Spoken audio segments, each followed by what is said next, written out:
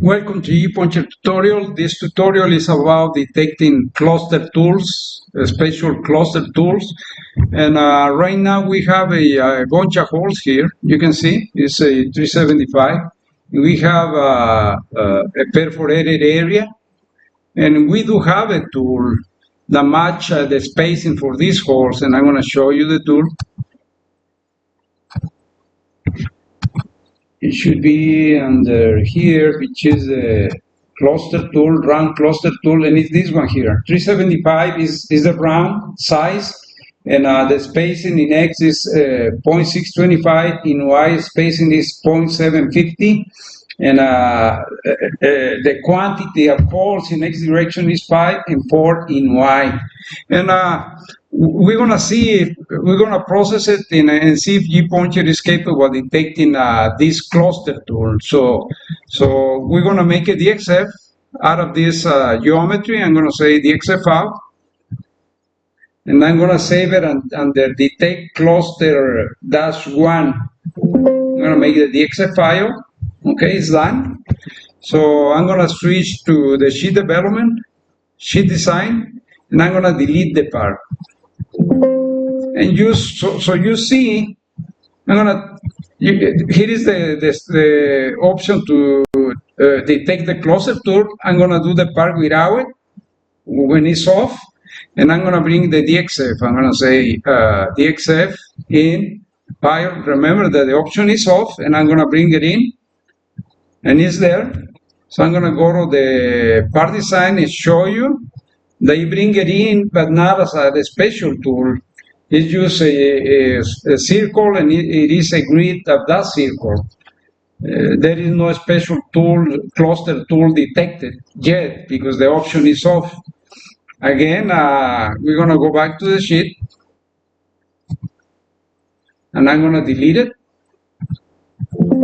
Okay, and I'm going to turn this option on. I'm going to say detect clusters, and I'm going to close, and I'm going to bring the same DXF, which is this one here, and I'm going to bring it in. And he's saying, hey, I found some cluster tools. Okay. And I'm going to place it here, and we're going to go check it out in the part design, and we're going to see if he did it.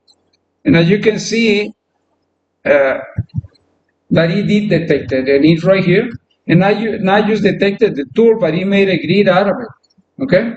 So how do we prove this? I'm gonna move the grid of the cluster tool. I'm gonna say move. I'm gonna move it, and this is the cluster tool. And you can see underneath the bunch of holes, which is a grid as well, but it's used as a reference geometry, as a construction geometry. And it's a circle, it's not a grid. If we come back to this one, I can click it here, and you're gonna see that is the round cluster. Okay, so it did it right. It went and converted right. Okay, so what I'm gonna do now, because it is more capable than that, I'm gonna go ahead and delete. Actually, I'm gonna go back to the sheet design, and I'm gonna open again the part. Okay, let's see. Did I open that one? It's this one here. Okay, it's right there, and I'm gonna go back to the part, and you can see we got the same bunch of holes, the 375. But I'm gonna erase some. I'm gonna say grouping, delete. For example, I'm gonna get rid of one row, one column, and one row, and let's see what happens. What ePuncture gonna do? So I'm gonna get again, say DXF out, current part, and I'm gonna save it under the same file name. Okay, and I'm gonna go back to the sheet and delete the part. Okay. And again, I'm going to turn the option off and bring it in. Is this one here? And when I process it, I'm going to go to the part and check it out. And he just brought in the geometry, which is a bunch of holes. I can click it and it says it's a circle right here. A grid of that circle, okay? But it's a circle, it's not a cluster tool. Again, I'm gonna go back to the sheet and I'm gonna delete the part and I'm gonna turn the option on. I'm gonna say detect cluster tools and I'm gonna close and I'm gonna bring in the same DXF. It's process it's saying, hey, I found a cluster tool, please check. So I'm going to place the part here and go to the part design and check it out. And I'm going to say edit. I'm going to say, and you can see right there that all the area is out of the cluster tool because over here doesn't have enough holes to place the other cluster tool.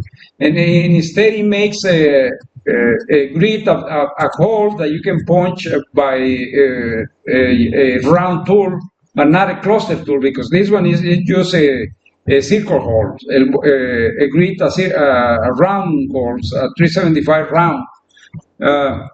Same thing here. It couldn't going up. It couldn't form another row of the cluster tool. So you can punch it as a single hits with a round 375. But this area was covered by, you can check it out, by the cluster tool. And not only that, it made a grid out of it. Okay, and I'm going to move the cluster tool to verify this. I'm going to say edit, move. I'm going to move it here. And you can see underneath is the geometry from the DXF, but it's not a cluster tool. It's just a round, you can say circle. And he made a grid of that circle, okay? But it's a circle. Right there, circle. Versus the area, this one you can see that is the special tool. And he punched did the right thing. He went and fit what he could of the in this area of the cluster tool, and the other one he just left it as for you to punch as a single hit with a round 375. And hopefully this tutorial shows what G-Puncher is capable of, okay? And it does it automatically. It detects cluster tools from a DXF file. Thanks for attending, and you have any questions, call Joe Torres, 209-740-4682. Thank you.